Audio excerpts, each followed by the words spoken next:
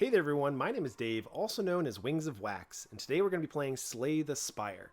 It is a roguelike deck building game that also has a mixture of dungeon crawling. It's very similar to Magic the Gathering and Hearthstone, also the board game, or card game I should say, Dominion.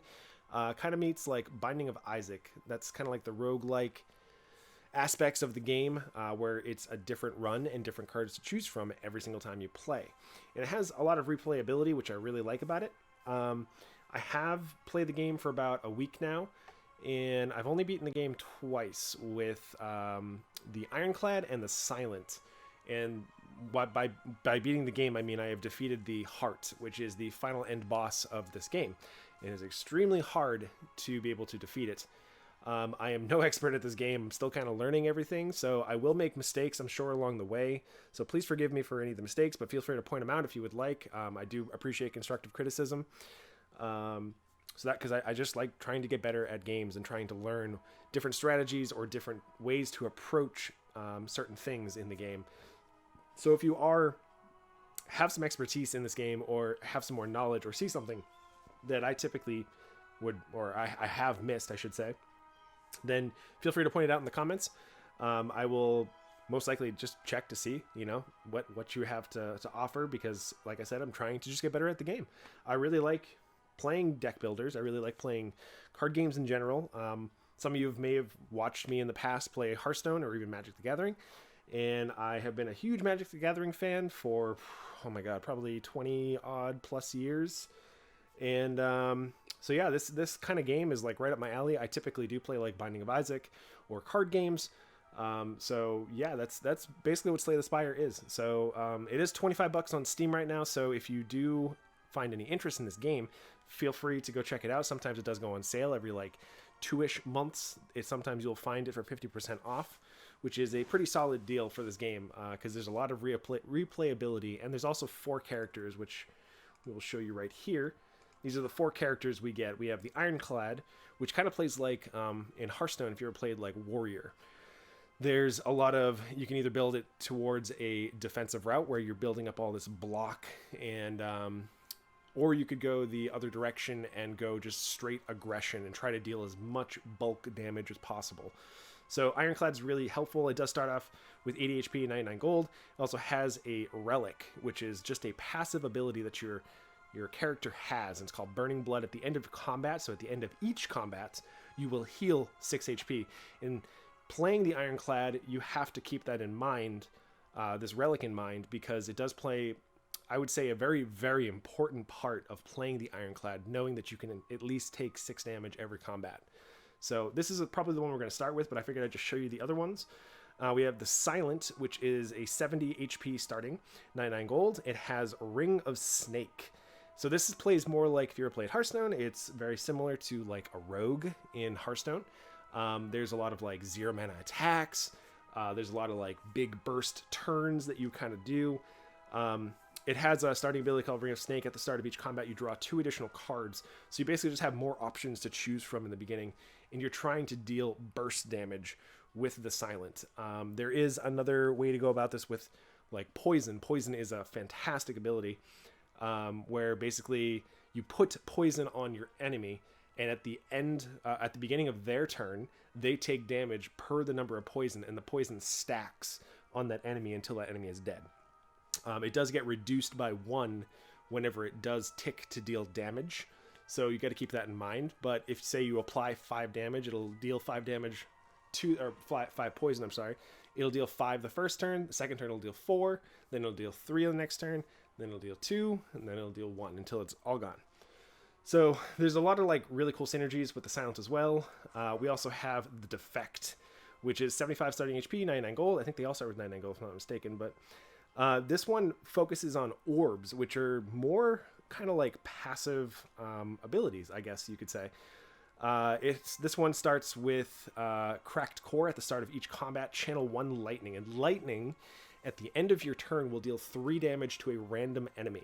But also, if you evoke, which is basically like destroy your own lightning orb, it will also deal, I think it's like 7 or 8 damage to a random enemy.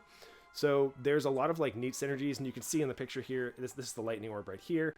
This is a frost orb, which actually will get you more defense.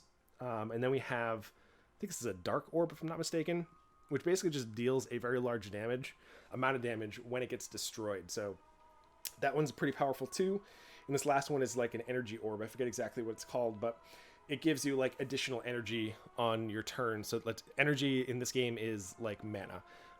You only have so much mana or energy to be able to cast things from your hand and be able to deal as much damage as possible or block whatever it is you need to do.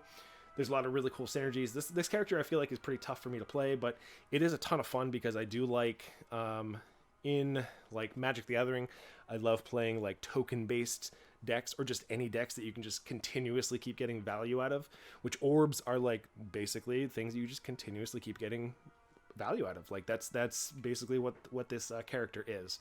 So this character is really cool. And the Watcher is the last one that we have here.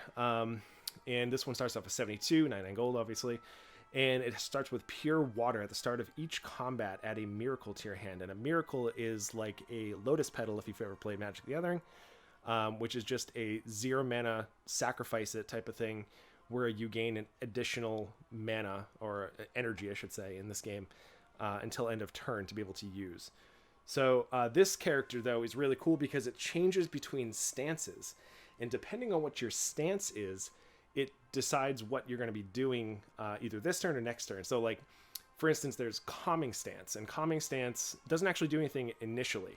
But what it does is when you remove the Calming Stance, you actually gain 2 extra energy. In order to remove the stance that you're in, you can either play another stance, or there are other cards that actually say to remove the stance that you're on, I believe. I forget exactly what it's called, but it removes the stance that you're in. So that way you can actually just have more resources available to you, like mana or Wrath is the other. Actually, I think there's 2 more stances. There's Wrath and Divinity. And Wrath basically allows you to deal double damage, but you also take double damage. So there is upsides and downsides to that, but you can definitely like set up synergies where like you calm one turn and on the following turn you Wrath to get extra energy to be able to deal double damage and then potentially put yourself at the end of turn back into calm, or to just remove Wrath so that way you're not taking double damage. And Divinity is kind of like the going Super Saiyan form of the Watcher.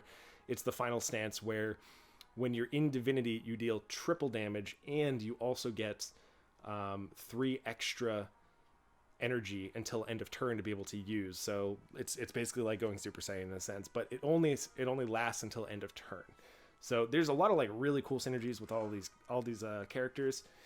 Today though, we're gonna be starting off with the Ironclad. I figured we'd just start pretty basic with the very first character, and yeah, well let's just embark on our little adventure here.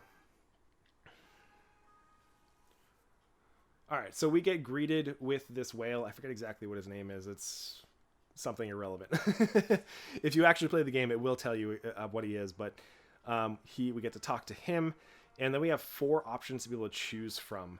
So we get to either choose a card to obtain, which means choosing a card is going to give us 3 options to choose from. That's not a bad option. Enemies start at the next 3 combats with 1 HP. So basically they just give you like 3 rounds of enemies that are just freebies. The other one is take 24 damage to choose a rare card. A rare card is like an epic. It's got that orangey glow around it, and those cards are just super duper powerful typically. And whenever it says obtain means it's going to give you 3 options to be able to choose from. So that one's actually not terrible. I do realize that taking 24 damage is a lot, but do keep in mind that we do have Burning Blood to be able to gain 6 at the end of our combats. So that's not a terrible option. And then we have lose your starting relic here, which is that's why these are in red, because they're negative effects, obviously. In the greens, are positive effects, if you couldn't tell. We get to obtain a random boss relic, but we have to lose our starting relic. And I don't think that's worthwhile because Burning Blood is actually really important, I feel like, for the Ironclad, so losing that is actually not good. One thing before we get started, though, and before I make this choice here, I should just kind of go over, like, the basics, I guess, of, like, what if you've never played this game before, which I'm sure some of you have, but I'm sure some of you watching have probably, you can just skip over this part if you want. I will be taking the choose a rare card in case you are wondering if you're going to be skipping over this part. But anyways, So up here we have a key, which is 3 gems. There is an emerald, a sapphire, and a ruby. In order to be able to get these, you have to get them from either rest stops, or you have to get them from defeating enemies. Like usually it's elite enemies, which I will show you what elite enemies look like on the map pretty soon. And also you get them from, I believe, defeating bosses as well. So my name is Wings. There we go. We have the Ironclad, which is our class here. We have 80 HP. This is our gold. We have money to be able to go spend at shops. So every time we defeat an enemy, it will give us a small amount of gold. And eventually that adds up and we can go to a shop to either buy more cards. We can either remove cards from our deck. We can buy potions, which I'll explain in just a second. And we also have the option of buying more relics, which relics are extremely powerful because they are just passive.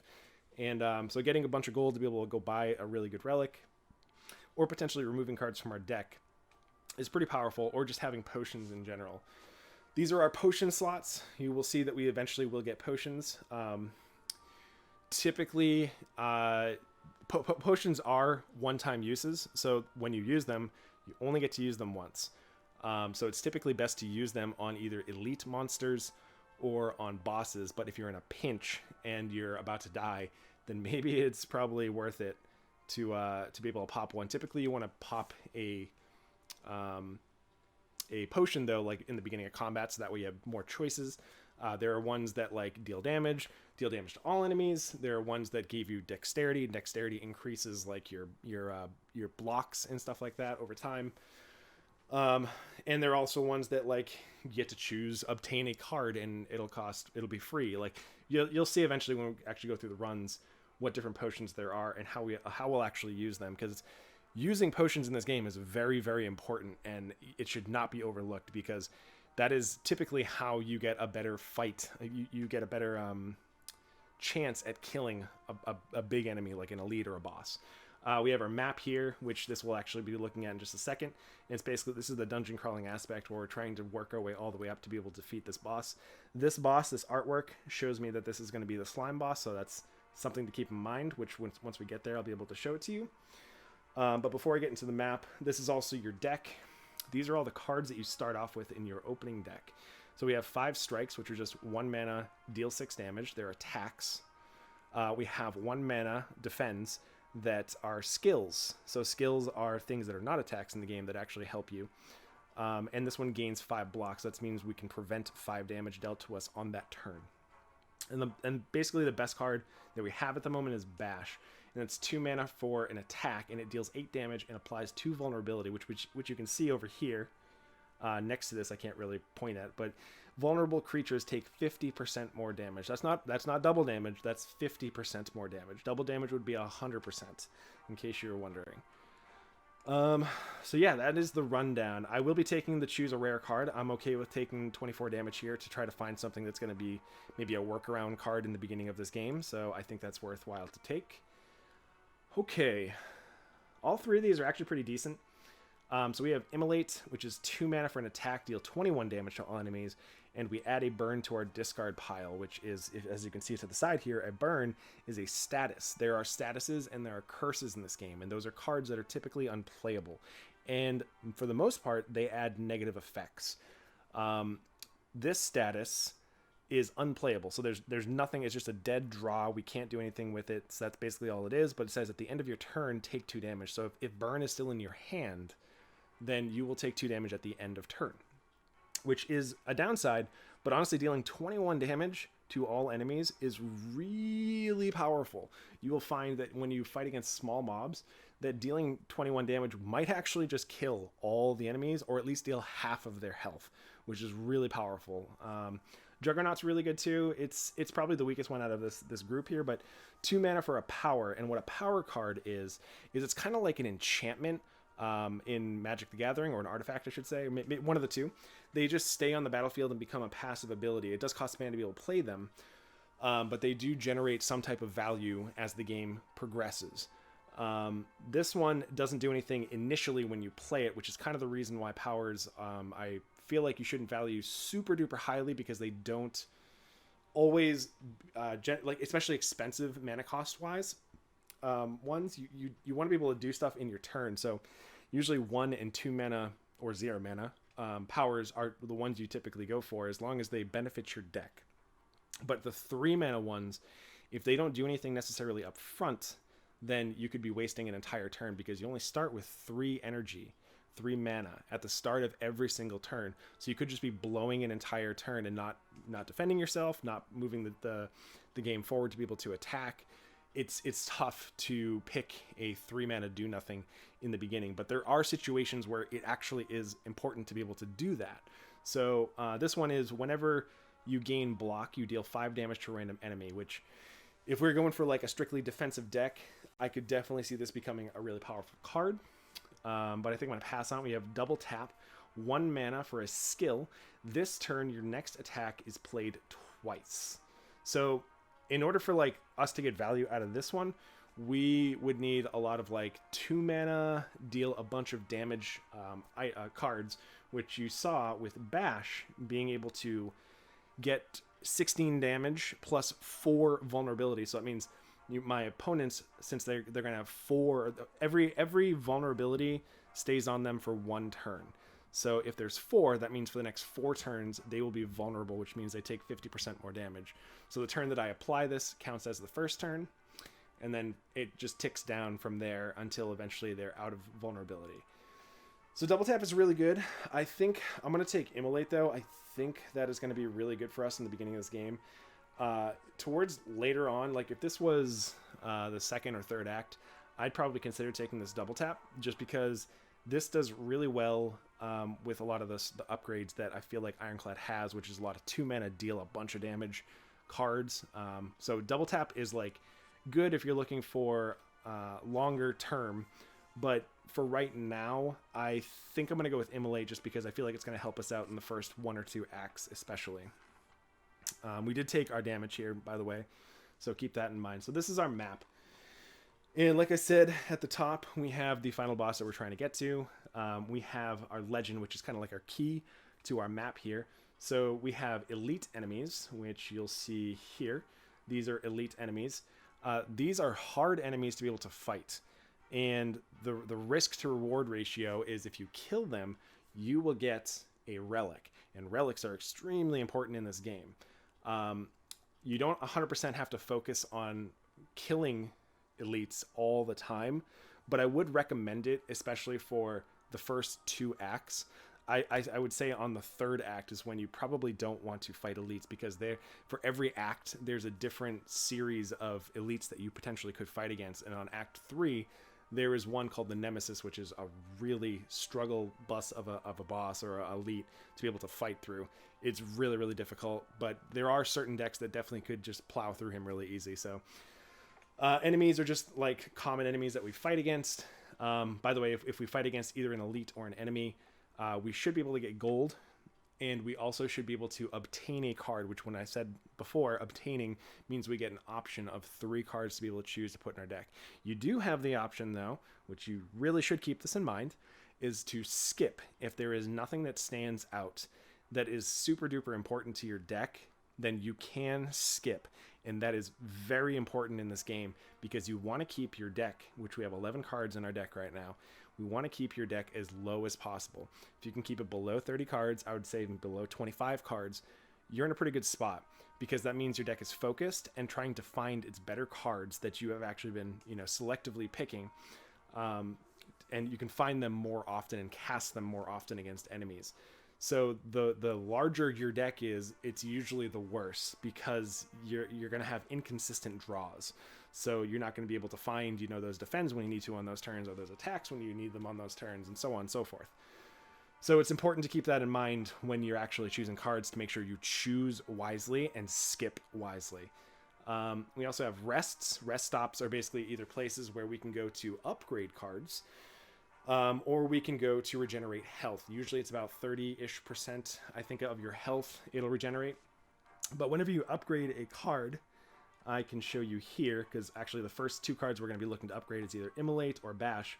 But when you click on these, it says View Upgrade. This will change it from a 2 mana deal 8, apply 2, to a 2 mana deal 10, apply 3 vulnerable, which is really important, because that means 3 turns your opponent will be vulnerable. With Immolate, I believe it just upgrades the damage. Yeah, it's 28 damage. And upgrading cards is really important too in the game, so you should keep that in mind as you're going through.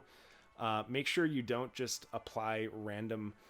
If it's just going to be applying like to like a strike or something, you don't really need to worry about a strike or a block getting extra. We'll get into that a little bit more.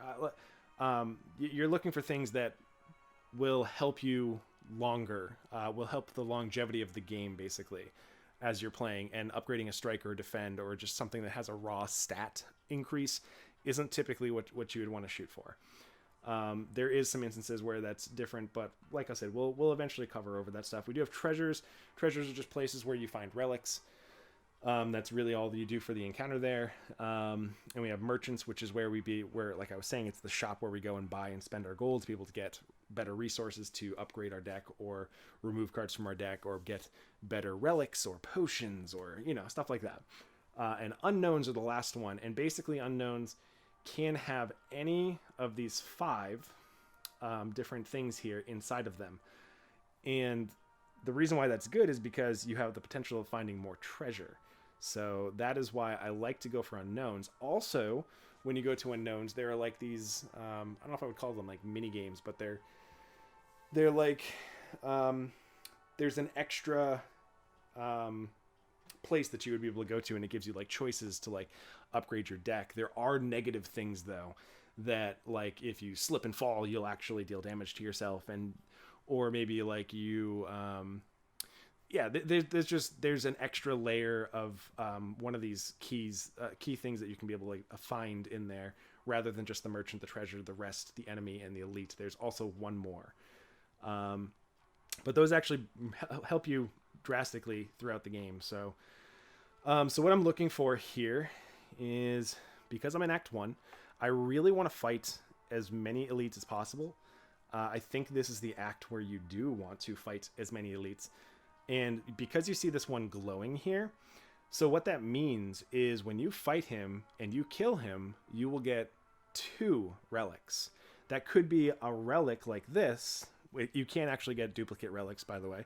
It could be a relic very similar to this where it just helped us out, but also the other relic could be just a key piece to be able to go fight the end boss, which is the heart at the end of the game. You need 3 key pieces, which are the gems, sapphire, ruby, and emerald, to be able to unlock the door at the end of the game. So anyways, I do want to go fight this elite here, which means if we do that, we actually have this elite to be able to fight as well, which is fantastic. So that means we get to choose from either these 3 routes here. And I don't really want to go to a shop right away, because typically I want to shop when I'm at like 300-ish gold. 100 gold is not going to really do enough for us, so I don't think it's worth it for us to go here. So I also don't think we're going to get enough gold to be able to make use of this shop either. We get about 15 to 20 gold for every single one of these normal enemies that we fight. So we'd only really get about 80-ish gold, somewhere between 60 and 80 gold before we get here. And like I said, I want to try to like get 300 gold before we do that. So I actually am going to fight here. There's a lot of decisions that need to get made in the game. And this was making this the correct path is a lot of like how you can manage your resources, make sure your life total stays healthy. And anyways, we're against a Jawworm. He's going to deal 11 damage to us right here. So that's what indicates he's going to be doing next turn. So the best thing I want to be doing is trying to take advantage of our Burning Blood. Since we've already had damage dealt to us because we took Immolate early on in the game, I think what we should do is try to make sure we actually get ahead on gaining some of our health back this game. So what I'm going to be doing is defending, getting 2 defense up. So he's only going to deal us 1 damage because we have 10 block to be able to block this turn. And then because we have 1 extra mana, I'm going to be able to deal him 6 extra damage here. So he's going to deal us 1, but we were able to deal him 6. And I really like that. You'll see over here we have our mana to be able to work with, our energy. This is the draw pile. If you click on this, it'll actually show you what cards randomly are in your deck. It won't show you the order they're in.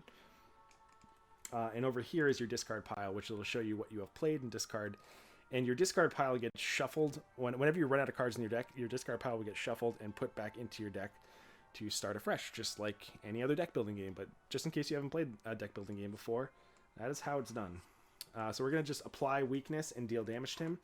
You saw that the strike dealt an extra 50% more damage, which was 9 damage instead of 6. So he's going to be defending here. He's going to be dealing us 14. Do we actually have a way to kill him? So we have 9 damage coming in from this. We have 9 damage coming in from this. So actually we cannot kill him. So we all obviously could go for a vulnerable as well. But the problem is I just don't want to take too much damage. And unfortunately he's going to deal us some extra damage this turn. So I think the best thing to do is just to put up our defenses and deal him some extra damage so that way we don't take way too much. Looks like we're only going to get ahead with our Burning Blood if we can get this unscathed with 1 extra HP, which, you know, is not the end of the world. We do have Immolate here, so I'm just going to do that to kill him. And the burn goes away, by the way, at the end of this combat. So in case you're wondering, the burn does not stay in your deck. So right there, we gained some extra HP. We went from 56 to 57. So duplication potion, the next turn, this turn, your next card played is twice. So the next card that we play will be duplicated. So that'll be very helpful later on. So here we have 3 options to choose from. This is our obtaining.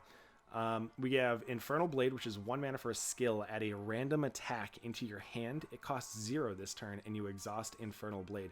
What exhaust does is once it's been cast, it is removed from this combat, but the next combat, it will come back and be shuffled into your deck.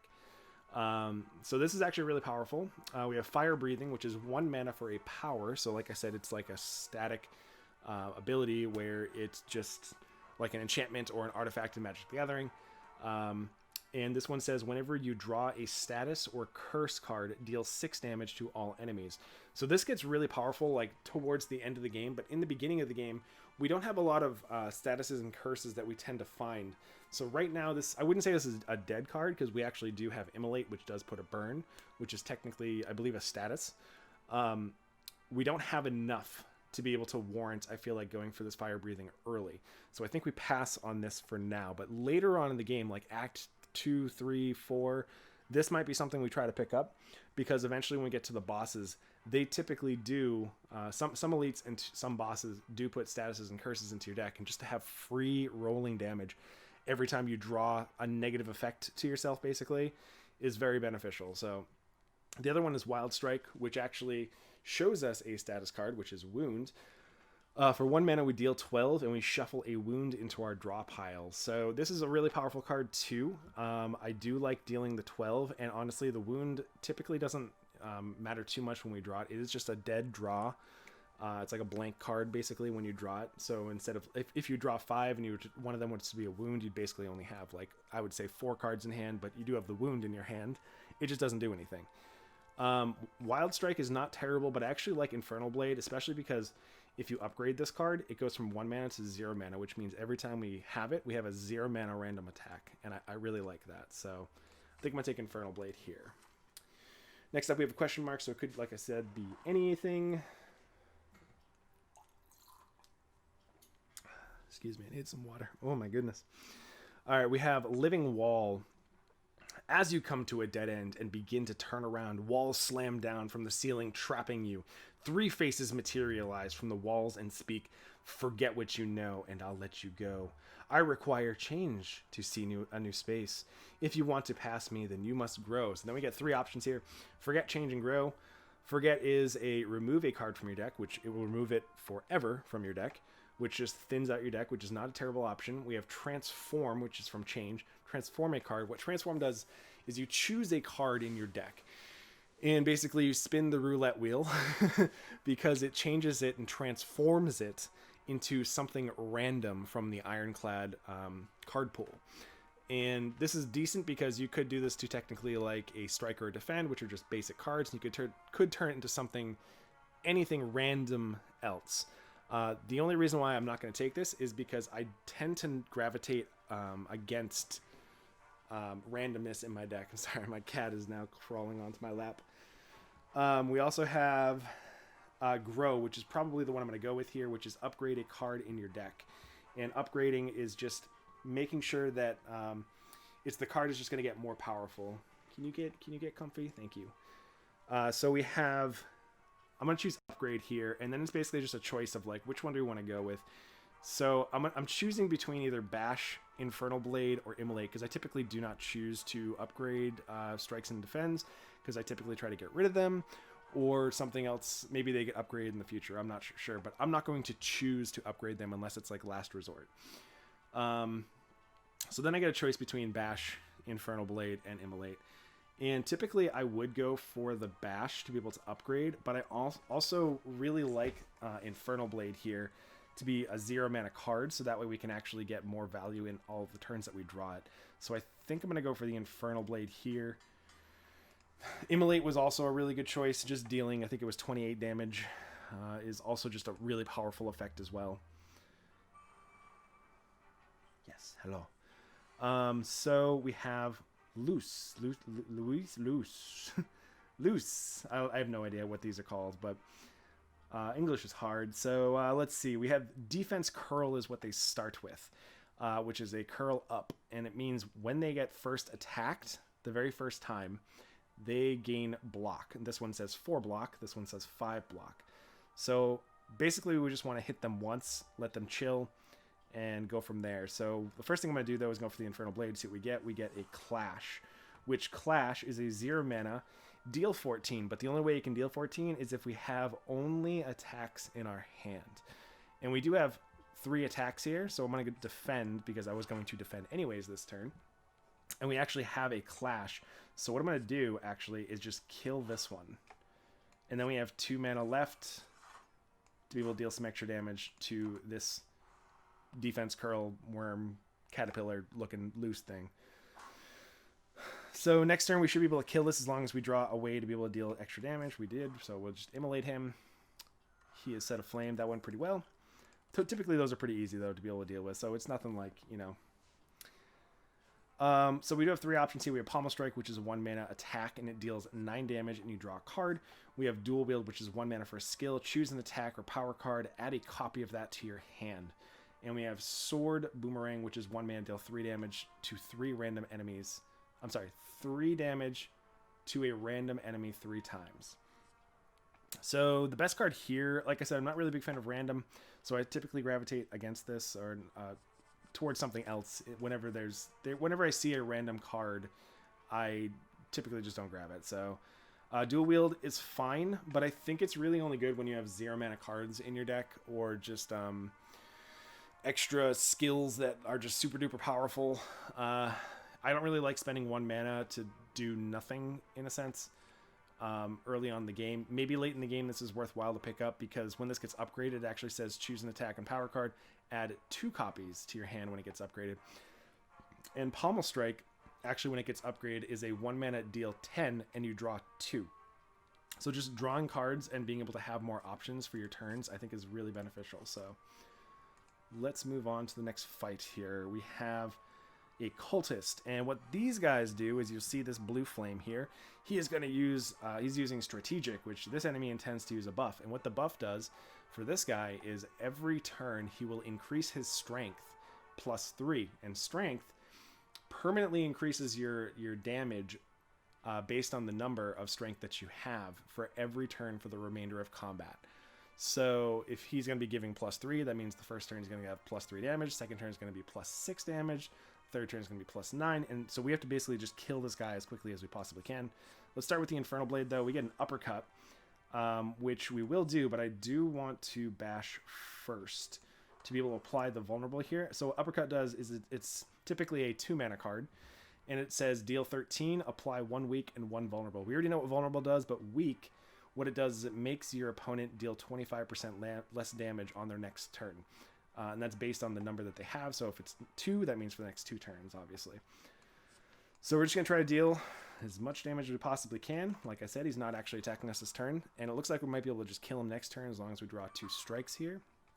Or the Immolate, I should say. Because Immolate is also really powerful. So we're just going to go for the Immolate. Alright, so we have 19 gold. We have 3 more options again. We have Blood for Blood, which is a 4 mana attack, and it costs 1 energy less for each time you lose HP during this combat. And it's a deal 18. This is not a terrible card. We haven't really been losing very much HP, so I'm probably not going to go for this. Excuse me, I'm just having some water. Clash, we've already seen. It's a 0 mana, deal 14, but it can only be played if you only have attacks in your hand. This is not a terrible card. But what I do like here is Seeing Red. And Seeing Red is 1 mana, gain 2 extra energy. So basically, you're going from 1, you're spending 1 energy to get 2. So you're getting a profit of 1 energy for that turn. It does have Exhaust, which means it's a one-time use type of thing, because it gets removed from combat after you use it. But this does set up for some pretty powerful turns, so I do like that a lot. And also, when that gets upgraded, it goes from 1 mana to 0 mana, so that is something to keep in mind. Alright, so we got Slime Boy here. You'll see he's going to be attacking us for 16. He's at 66 health. The thing we should be noticing, though, is he's got an ability called Split. When its HP is at or below 50%, he will split into 2 smaller enemies, 2 smaller slimes, basically, with the current HP that he is at. So if he's at 50%, that would be, what, 33? So that means both slimes would have 33 HP. The thing to keep in mind, though, is when you actually hit him down to 50% or less HP, is it interrupts whatever he's doing that turn. So if he's attacking, it will stop him from attacking. If he's casting a negative effect on you, he will stop that too. He will stop whatever he's doing and split on the following turn. So the thing I'm going to do here is I'm actually going to go for the Pommel Strike, because for one, it deals more damage than the strikes. And 2, I also just wanted to get more resources to be able to work with here. We do get Bash. This guy's going to deal us 16. I don't think we can really prevent the damage here. I think we just take 16 on the chin. We could go for the defend and block up 5 here. I just don't think that's a profitable play for us. I think we go for the bash and try to set it up so next turn we can just deal him a boatload of damage and get him to be interrupted. It does suck to take 16 here, but we are playing the Ironclad and we do have Burning Blood, so eventually we could regenerate some of that health back. So I think this is worthwhile to go for. Alternatively, we could use one of our potions, but since this is not an elite enemy, I tend to not like to use potions against them. But I think I'm just going to go for the bash here and just pass the turn and just take 16 on the chin. It's not great, but you know, I think it's worthwhile to do so here. So he does have one more vulnerability this turn. He's vulnerable for one more turn. Let's start with the Infernal Blade to see what options we have. We have a Seeing Blade. Seeing Red, actually, so I think we should start with that since we actually do want to be able to cast all the cards in our hand. We have Blood for Blood, which will deal 22 damage. We have a Strike, which will deal 9 damage. And if you notice, we'll actually just kill him before he even gets a chance to split. But you saw those question marks over his head. That means he was interrupted, so he wasn't actually going to do anything there. But we just, you know, killed him before it became, you know, an issue for us. All right. These are all, like I said, solid options. We've already taken Infernal Blade. We've already taken a Pommel Strike. So the last card we have here is Shrug It Off, which is just a 1-mana skill that gains us 8 block, and we draw an additional card. This card's actually really good, too. We haven't picked a focus yet. So there's no, like... We haven't picked, like, we're going to go straight aggression yet, you know, so there's no reason to just say, let's take an attack card here. Or we're not going for, like, a straight-on block deck either. So we don't have a focus for the deck yet. So honestly, any of these cards would be fine. I'm more leaning towards Shrug It Off, but I do think Infernal Blade, as you've seen, it's been really, really, really powerful. I'm almost tempted to just take the Infernal Blade, but I do think Shrug It Off might be a better option just to kind of like make the deck more balanced. But you know what? I'm not wowed. Like, I'm not enthralled by taking Shrug It Off. So I am enthralled, though, by taking Infernal Blade. I do think that card is actually insane. So I think I will take the Infernal Blade here, as much as I just talked about Shrug It Off. So this is our first elite encounter. And as you'll notice, we have 3 enemies to be able to fight against. They also have an ability here that says Artifact, negate 1 debuff. And debuffs are like casting weak or vulnerability on them. Even poison counts, by the way. So basically, they just get rid of the very first debuff that we put on them. And this guy, they're going to be putting cards into our deck, actually, which is what these guys are doing. They're putting a negative effect on us. And then we have this guy who's attacking for 9. So the first thing I'm going to do is just start off with Infernal Blade. We get Blood for Blood. That's really important. We're going to go with the other Infernal Blade. We got a Thunderclap, which, by the way, deals 4 damage and applies 1 vulnerable to all enemies. So in other words, it'll get rid of all of these artifacts, negates debuffs. So what I'm going to do here is we are fighting an elite. And typically, I think elites have a high chance of being able to drop potions, which is why I typically like to use potions on them. But I am going to use a strength potion here. And there is a consideration to go for, say, like the duplication, because then we can double Thunderclap and be able to put a vulnerability on all of these to be able to deal some extra damage this turn. So there is definitely some reasoning behind that. I mean, the other option too is we have a potion that deals 10 damage to all enemies, so it's not a terrible option too. I kind of want to save this duplication potion though, just because I feel like it'll be more beneficial later on in the game. Like this is one of those potions that I'd like to hold on to for the final boss, because I think it's going to be more important at that place to be able to apply like vulnerable or just do a double immolate or something. I don't think it's worth using a Thunderclap on here is what all I'm getting at. So we got rid of all their debuffs, which is fantastic. We'll go for the 20 damage here, and we will strike, and we'll be able to take some hits here. So I actually should probably pop this potion here. So I actually misplayed this turn. What I should have probably done is focus on one of the ones that's going to be debuffing if I knew that I wasn't going to deal enough damage to kill it. But because I did kind of like make that somewhat misplay, I'm going to pop that potion to make sure we don't take any extra damage this turn. These are at 26 and 23, which is, you know, relatively low health. So you'll see they're putting dazes into our discard pile to get shuffled into our deck later. When they pop up, I'll explain them a little bit more. But we have Immolate. Yeah, let's just go for the Immolate. Why would we not kill off one of them and then kill off the other? That sounds fantastic. See, Immolate's really, really good. It's a very good card. So we got Pocket Watch as our reward, our relic here. Whenever you play 3 or less cards during your turn, draw 3 additional cards at the start of your next turn. That's really powerful. We also got a Strength Potion back, and we get some cards to choose from here. We already know what Clash does, so I'm not going to explain that. We have Bludgeon, 3 mana, deal 32 damage. That's a huge chunk of damage. That will one-shot a lot of enemies, or maybe two-shot a decent chunk of like elites and stuff like that. We have Rampage, which is also a really good card. It is a 1 mana, deal 8 damage, and you also increase this card's damage by 5 this combat. So every time you play it, it will increase the amount of damage this deals by 5. So the first time we cast it will be 8, second time will be 13, the third time will be 18, and so on and so forth as we keep playing this card. I do think that Bludgeon is just strictly the best card here because, like I said, it does one-shot a lot of enemies. And also when we upgrade this too, it'll be up to 42 damage. And if we have an enemy that is vulnerable, they're going to take way too much damage, almost 45, 46 damage there. So I think Bludgeon is just the pick here. It is a really good card.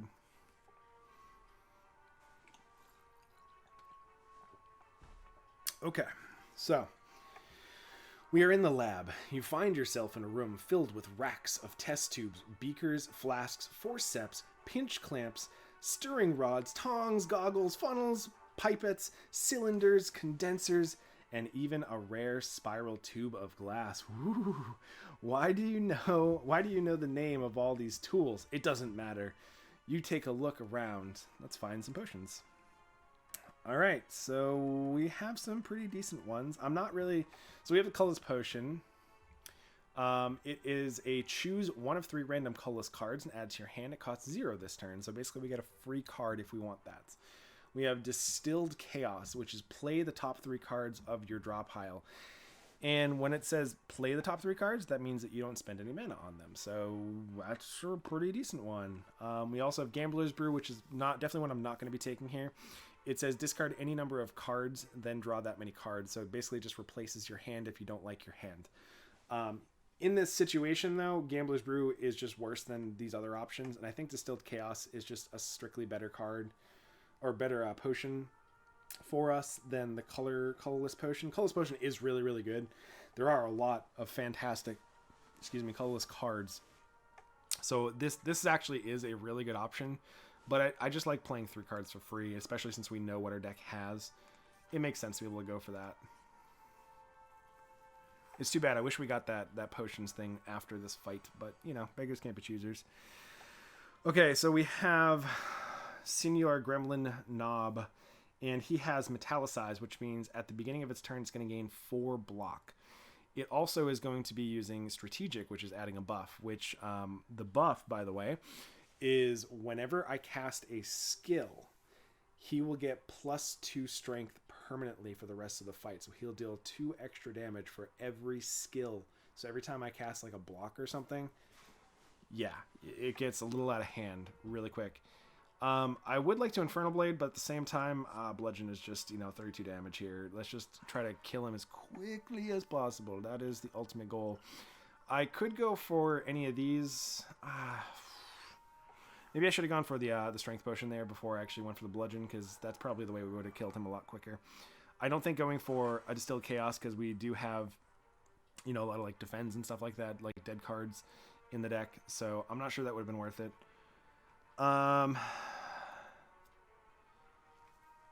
We do kind of want to use a potion because he's going to give us a potion back. I'm leaning towards duplication and duplicating our Immolate here. We might just be able to kill him. Let's go for an Infernal Blade too. See, it just bumped up his strength +2, so he's dealing, instead of 6, he's dealing 8. So we're gonna be what, dealing 42 damage if we duplicate that. 42, and we could use Seeing Red, so we could actually cast 2 strikes. 42 plus 12, which would be 54, so we're 4 off, but we also have the Iron Wave to be able to kill him. Yeah, that seems like the correct play. Yeah. So let's go for the Seeing Red. So you're going to see how scary this is because he keeps going up.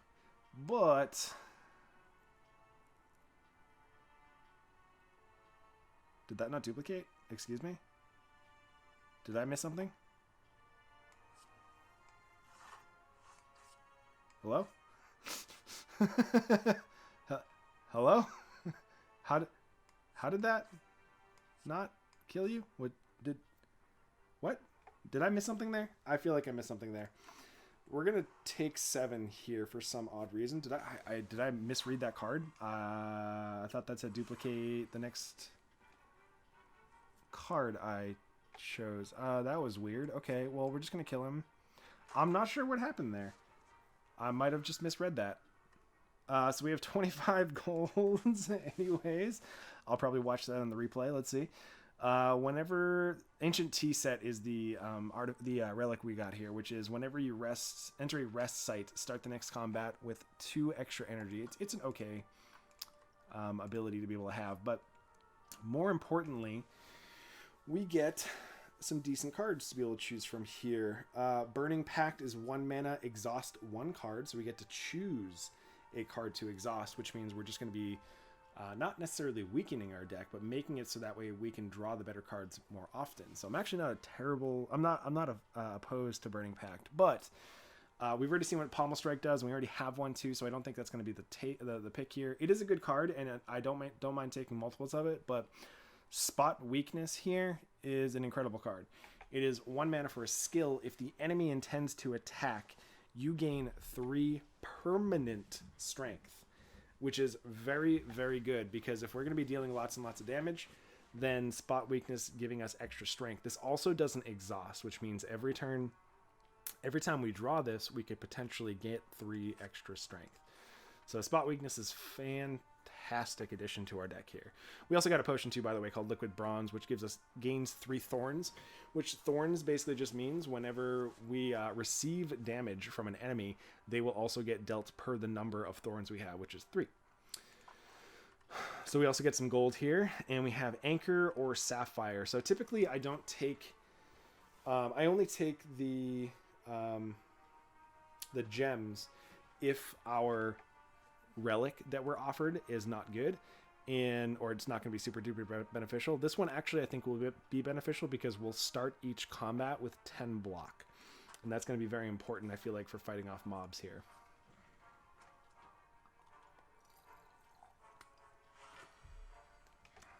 Okay.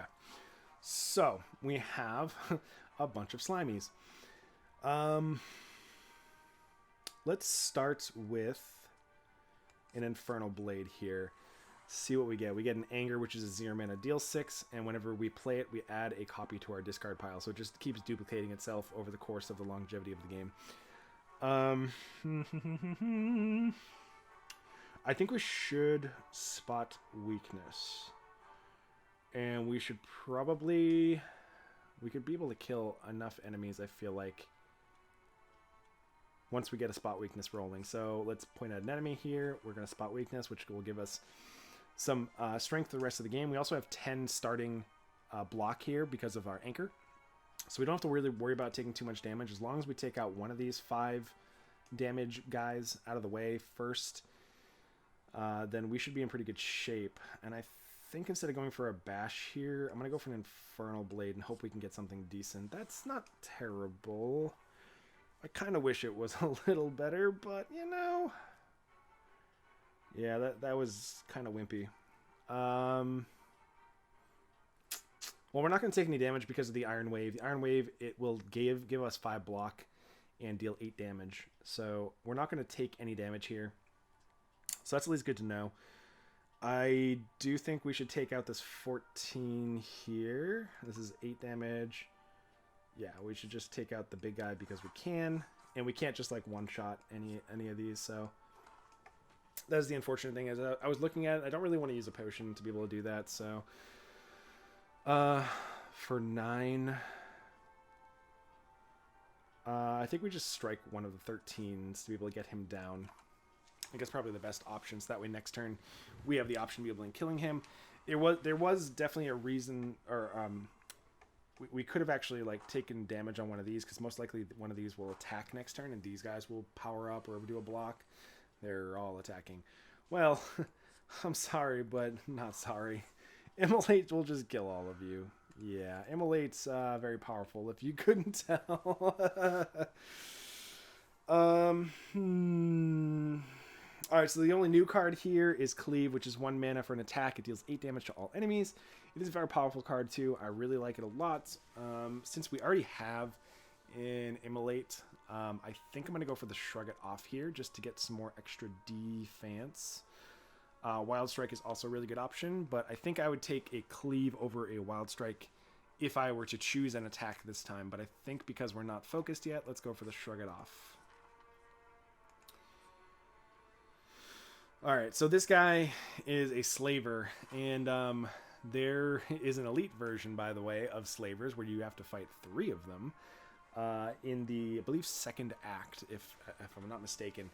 And what this Slaver does is he will deal lots and lots of damage, like 13 pretty frequently.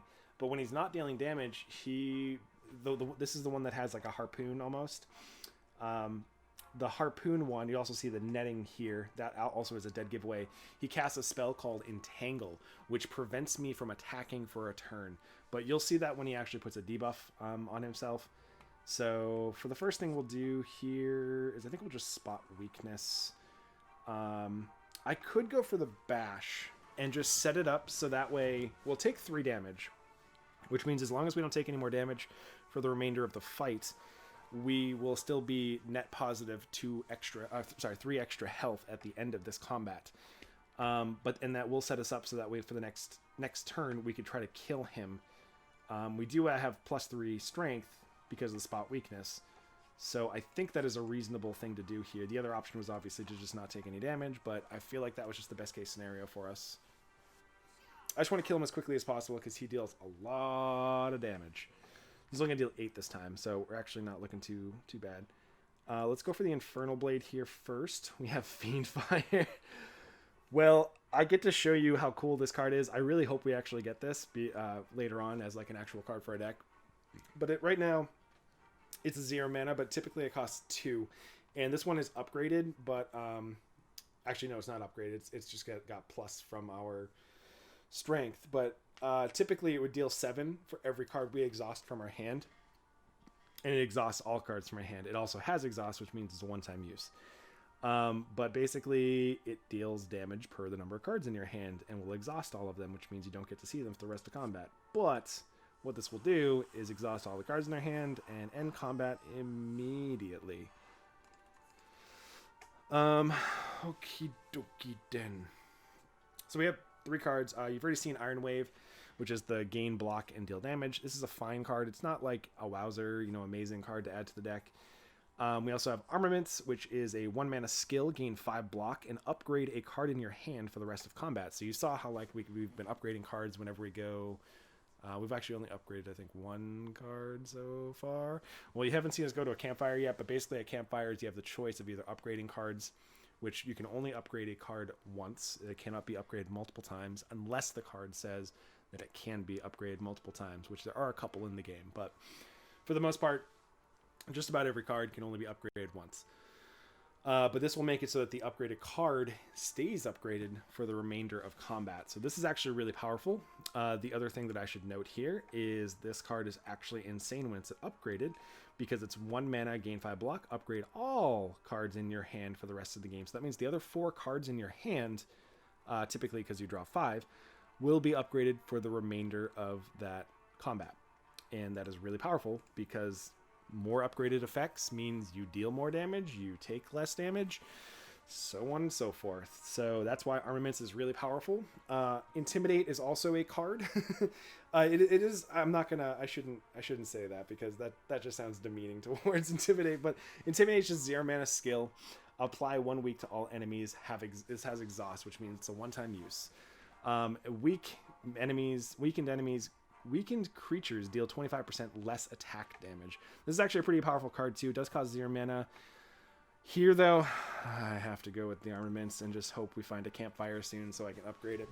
We do have 269 gold here, so I could go to the shop.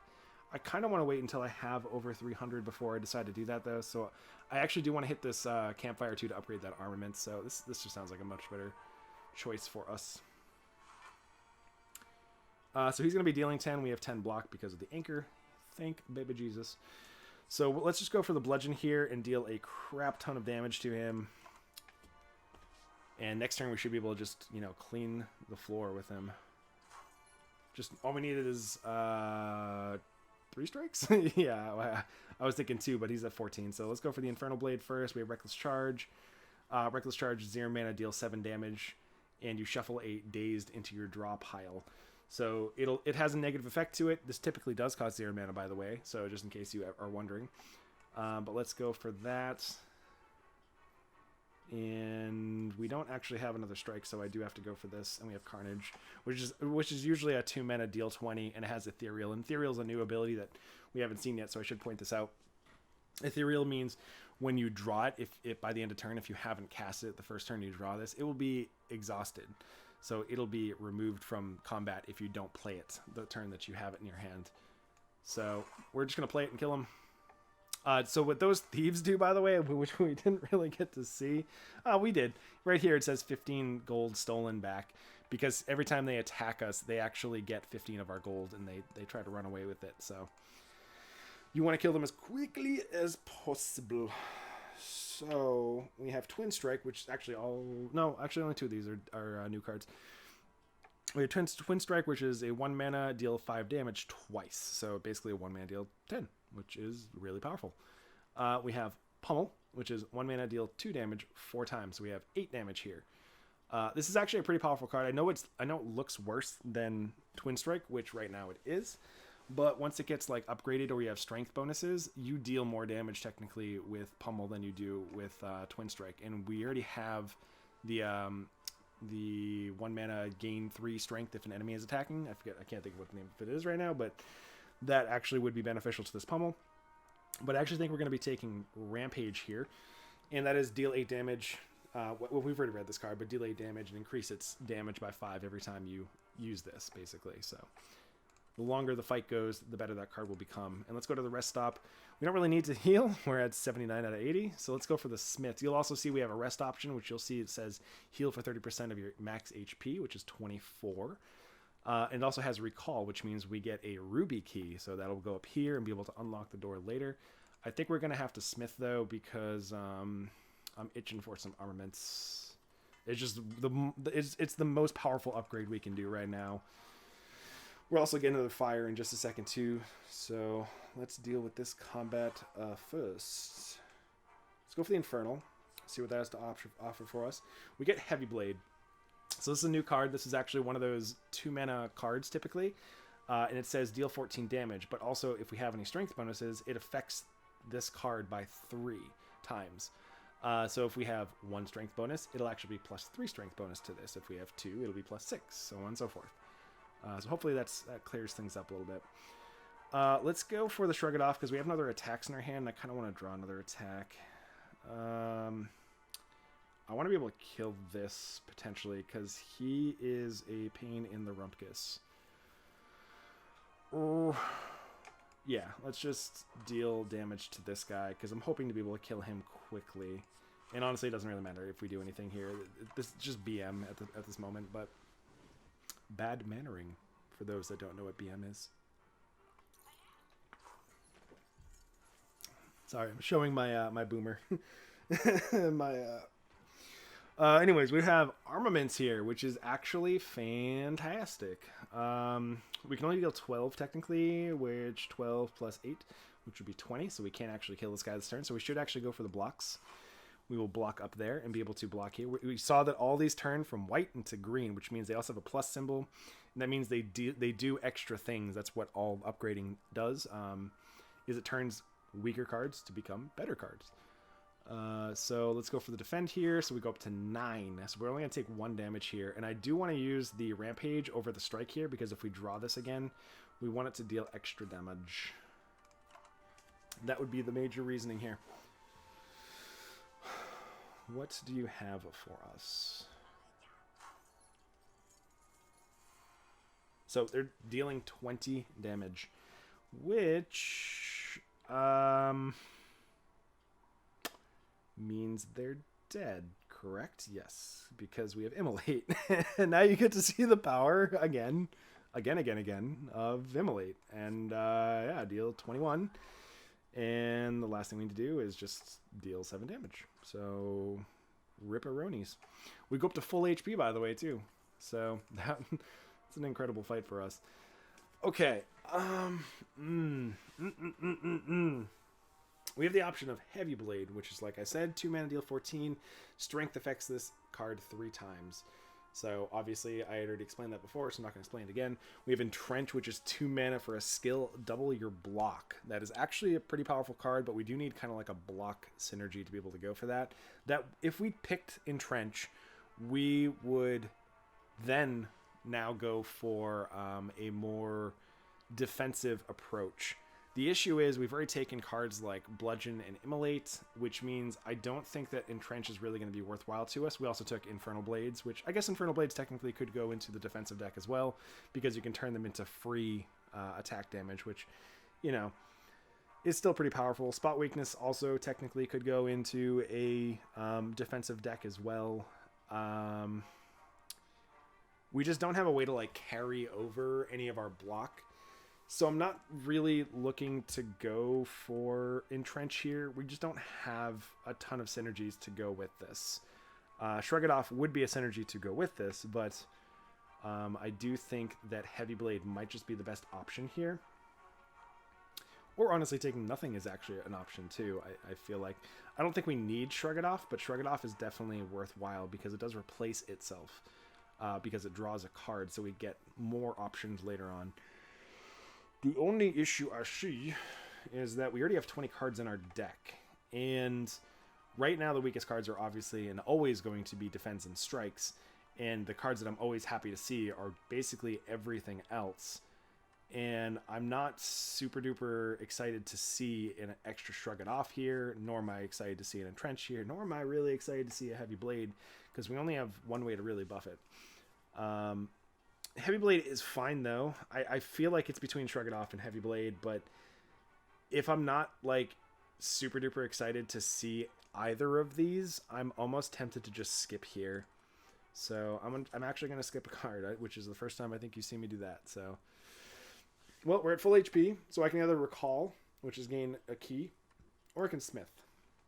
And we can hit Smith, and if we choose not to, we can always hit cancel and go back and decide to grab that key. But I have a feeling that we're going to upgrade something here because, yeah, reasons.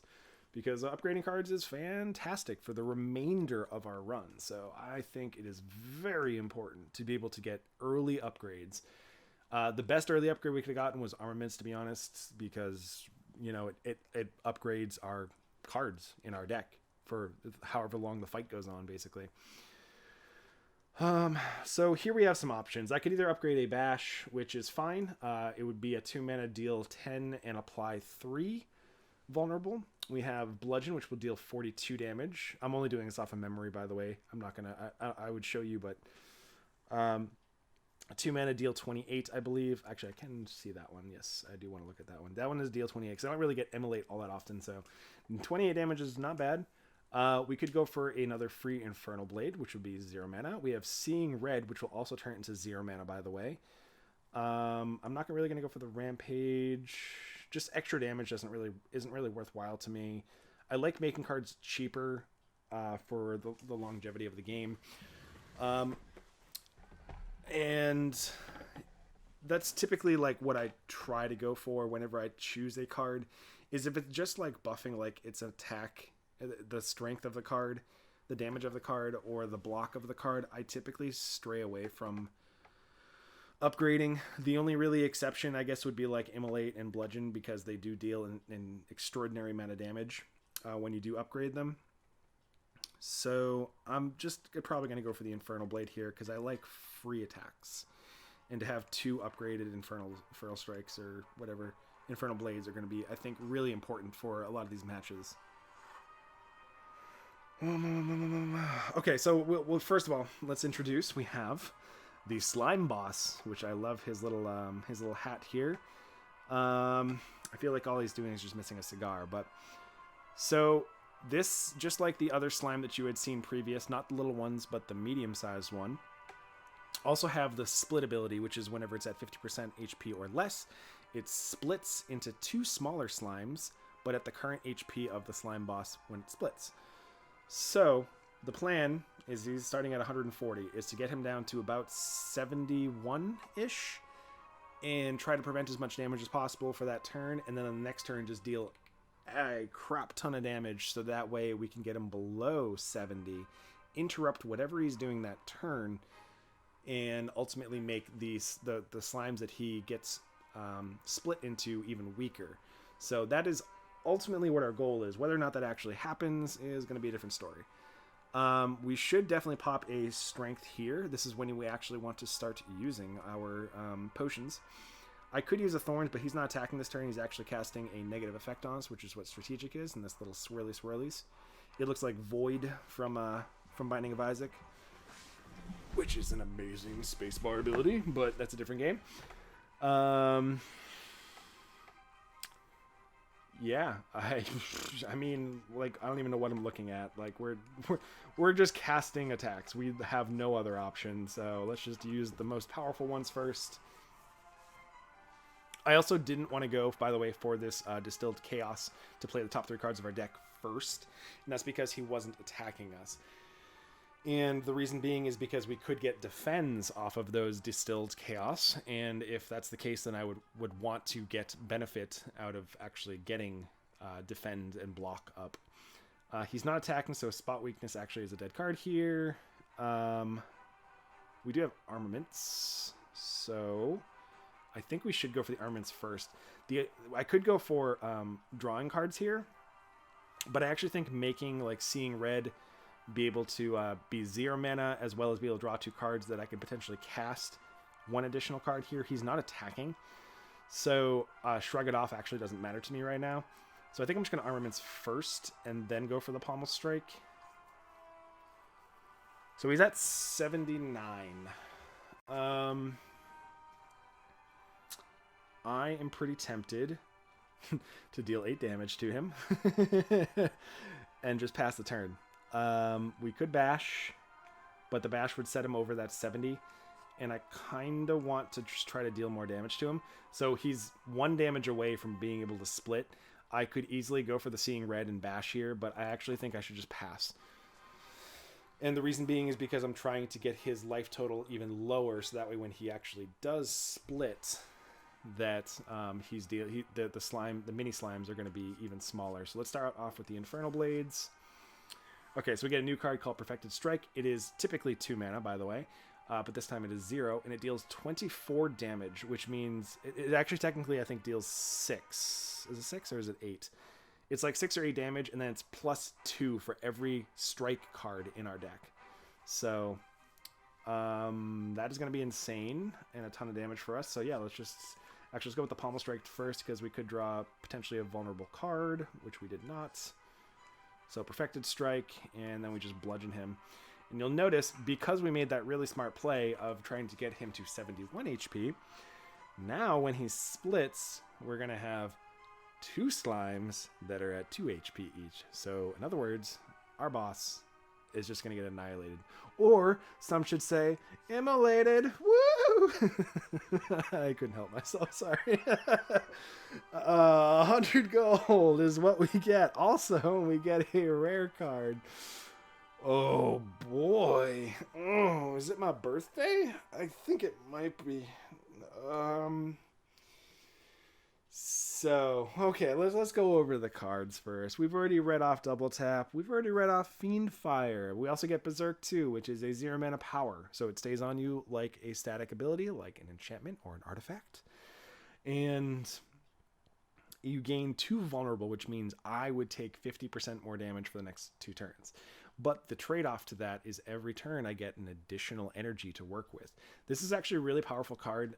Taking 2... I feel like this card would do really well in a block defensive style deck. And realize it does say Berserk, which kind of leads me into the direction of saying that, no, it's actually for aggressive decks, which I guess, in hindsight, I guess it could be for both.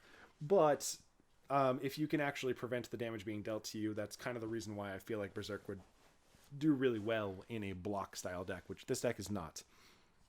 So Double Tap is fantastic too.